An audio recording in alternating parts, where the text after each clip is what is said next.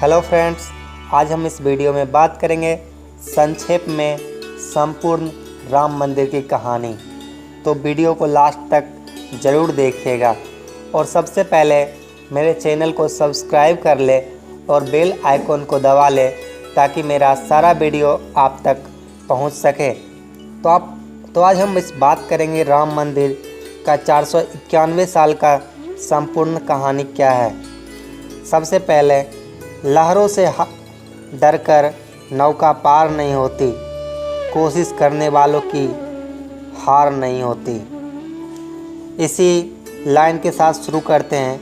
राम मंदिर एक ऐसा मुद्दा था जिसका पूरा होना कोई संभव नहीं दिख रहा था।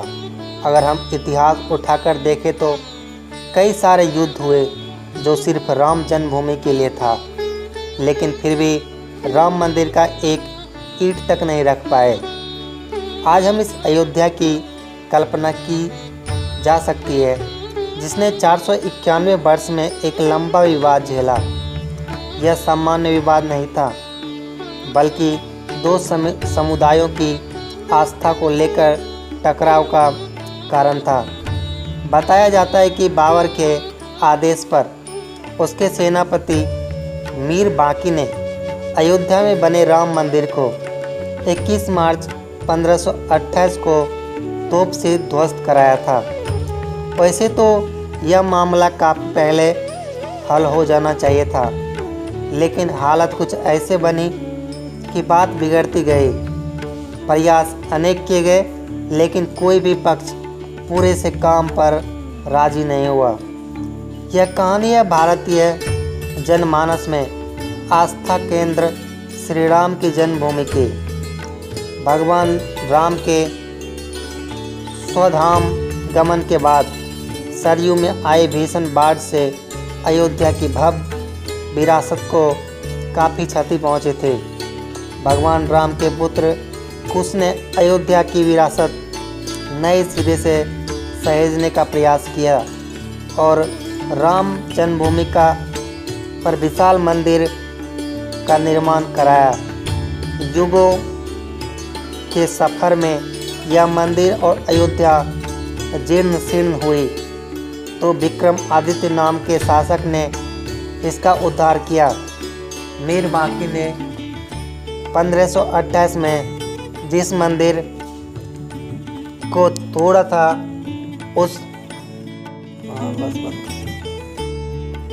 उसे 57 ईसा पूर्व में युग प्रवर्तक राजधिराज की उपाधि ग्रहण करने वाले विक्रम आदित्य ने निर्मित कराया था।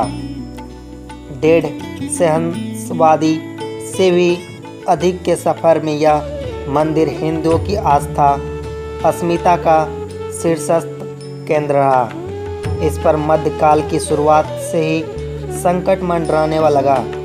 महमूद गजनबी के भांजे सैयद सलार तुर्क ने सत्ता के विस्तार में अयोध्या के क्षेत्र को भी शामिल करने का प्रयास किया।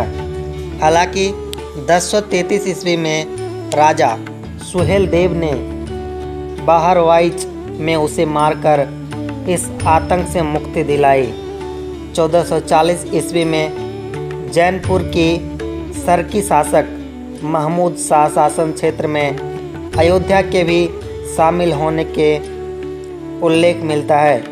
इसके बावजूद अयोध्या के अनुरागियों की राग में राम मंदिर ध्वंस के प्रतिकारक की ताकत बची थी।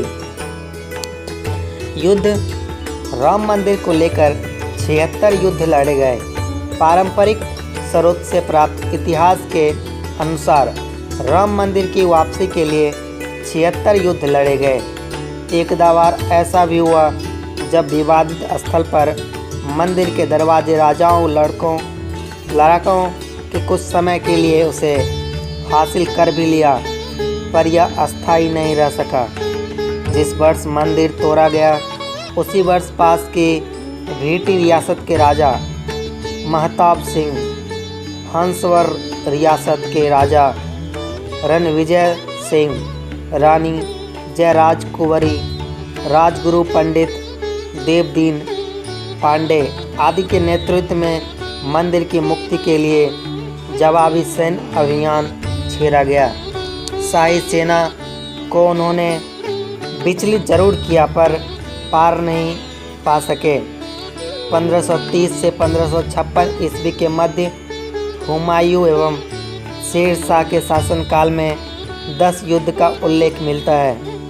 हिंदुओं की ओर से इन युद्धों का नेतृत्व हंसवर की रानी जयराज कुंवरी एवं स्वामी महेश्वानंद ने किया। रानी स्त्री सेना का और महेशानंद साधु सेना का नेतृत्व करते थे। इन युद्धों की प्रबलता का अंदाज रानी और महेशानंद के साथ उनके सैनिक की शहादत से लगाया जा सकता है। 1556-1605 ईस्वी के बीच अकबर के शासनकाल में 20 युद्ध का जिक्र मिलता है। इन युद्धों में अयोध्या के ही संत बलरामाचार्य बराबर सेनापति के रूप में लड़ते रहे और अंत में वीरगति प्राप्त की। इन युद्धों का परिणाम रहा कि अकबर को इस ओर ध्यान देने के लिए विवश होना पड़ा। राम जन्मभूमि के विनाश के लिए अकेले औरंगजेब ने 30 बार युद्ध किया। उसने बीरबल और टोडरमल की राय से बाबरी मस्जिद के सामने चबूतरे पर राम मंदिर बनाने की इजाज़त दी। अकबर के ही वंशज औरंगजेब की नीतियां कट्टरवादी थी और इसका मंदिर मस्जिद विवाद पर भी असर पड़ा। 1658 से 1707 ईस्वी के मध्य उसके शासनकाल में राम मंदिर के लिए 30 बार युद्ध हुए। इन लोगों ने युद्ध के नेतृत्व किए थे। इन युद्धों के नेतृत्व बाबा वैष्णव दास, कुंवर गोपाल सिंह ठाकुर, जगदम्बा सिंह आदि ने किया। माना जाता है कि इन युद्धों में 10वें गुरु गोविंद सिंह ने निहंगों को भी राम मंदिर के मुक्ति संघर्ष के लिए भेजा था और आखिरी युद्ध को छोड़कर बाकी में हिंदुओं को कामयाबी भी मिली थी। ऐसे में समझा जा सकता है कि इस दौर में मंदिर समर्थक का कुछ समय के लिए राम जन्मभूमि पर कब्जा भी रहा होगा और औरंगजेब ने पूरी ताकत से छुड़वाया होगा। इतिहास के एक अन्य धारा को तो यहाँ तक कहना ही है कि राम मंदिर बाबर के नहीं औरंगजेब के आदेश पर ध्वस्त किया गया और उसके ही आदेश से अयोध्या के कुछ और प्रमुख मंदिर तोड़े गए। 18वीं शताब्दी के मध्य तक मुगल सत्ता का तो पतन हो गया पर मंदिर के लिए संघर्ष बरकरार था। हालांकि अवध के नवाबों के सामने अयोध्या को कुछ हद तक सांस्कृतिक धार्मिक स्वायत्तता हासिल हुई। बार बार के युद्ध से तंग अवध के नवाब सादत अली खान ने अकबर की भांति हिंदुओं और मुस्लिमों को साथ साथ पूजन एवं नमाज की अनुमति दी। इसके बावजूद भी संघर्ष नहीं थमा। फिर अंग्रेज आए। उन्होंने अपने तरीके से बहुत उपाय निकाले ताकि ये मामला सुलझ जाए, लेकिन फिर भी नहीं सुलझा।